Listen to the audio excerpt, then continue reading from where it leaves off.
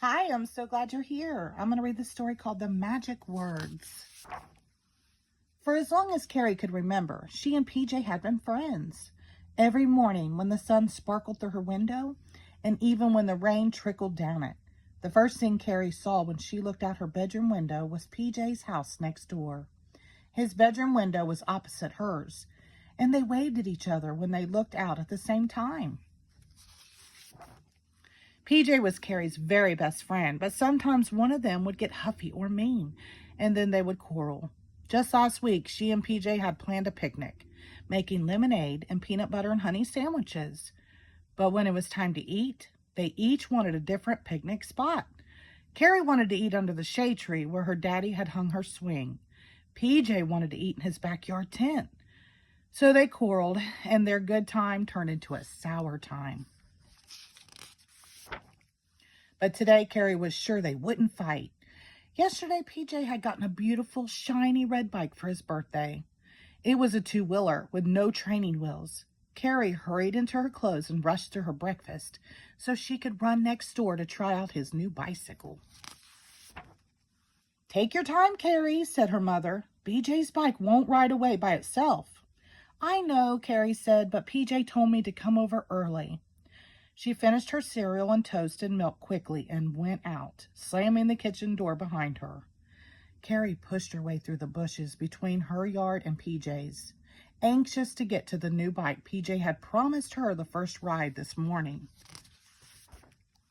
When Carrie got nearer, she could hear a lot of noise. She saw a crowd of children with PJ and his bicycle, which had white racing stripes and brakes right on the handlebars. Carrie also saw someone else was sitting on the bike, and that made Carrie angry. She elbowed her way through the crowd of excited children straight to PJ. "PJ," she said, "you promised me the first ride." PJ turned and saw Carrie, and her hands clenched on her hips. "Well, sure," he said, "but you weren't here, so I let these kids go first." "PJ," Carrie said, "I thought we were best friends." She glared at him. "But you're not my friend at all." Now it was PJ's turn to get mad. "Listen, Carrie," he said, "this is my bike. Wait your turn." Carrie's lips was twitching and her nose itched, just like it did when she was going to cry. "It's an ugly bike, you dumb old PJ," she yelled. "You dumb Carrie," PJ yelled back. "Get out of my yard." Carrie stared at PJ, and then she ran through the hedge into her own backyard. She could feel tears stringing her eyes. Her mother was standing outside. "Oh, Carrie," she said sadly, "I could hear you and PJ all the way over here. You two can't seem to play without squabbling." Carrie hung her head. She really did feel like crying. "Well," said Carrie's mother, "I think it would be better if you didn't go over to PJ's house for a while." She saw Carrie's sad little face, and she sat down to talk with her. "Now, Carrie," she said, "you think about it. Remember how you fought over your picnic?" Carrie's mother sighed and patted her head. "Why don't you see if someone else wants to play today?" she suggested. "It's such a lovely day." Then she went back into the house. "Huh?" Carrie said out loud. "It's not a lovely day anymore."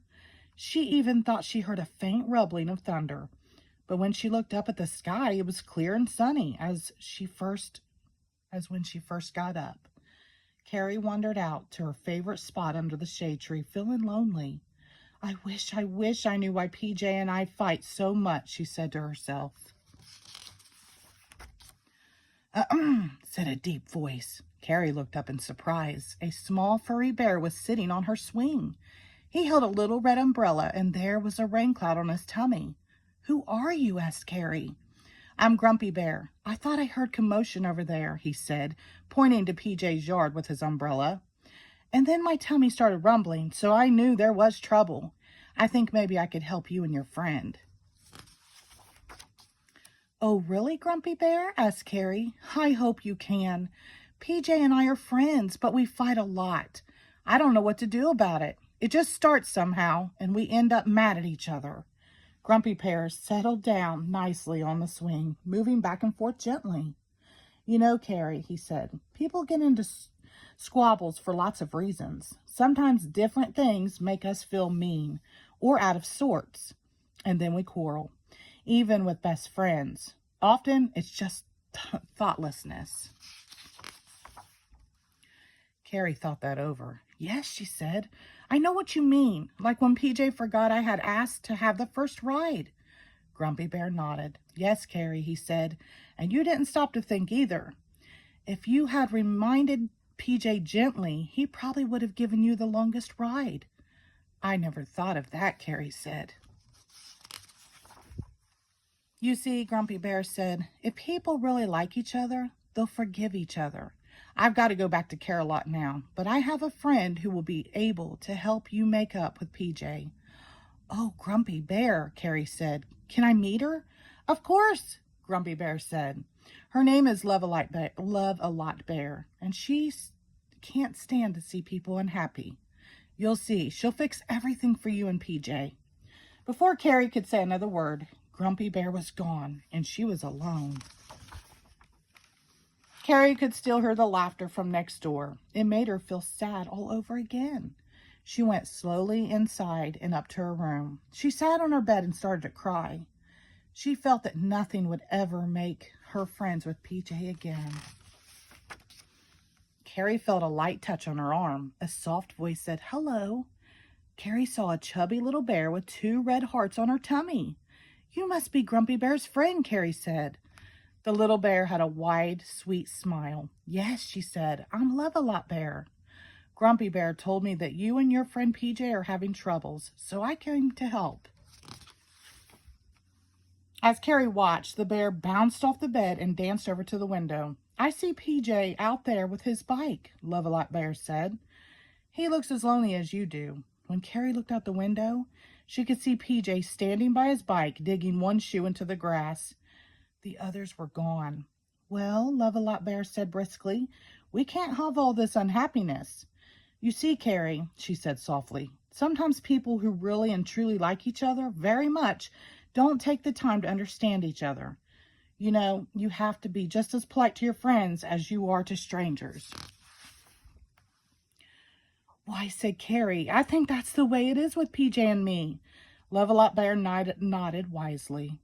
Sometimes we get careless with friends and forget to treat them as we would like to be treated, she said. She took Carrie's hands into her little paws. I know some magic words, Carrie, she said. When you forget to be loving and kind, you say these words and everything comes out all right.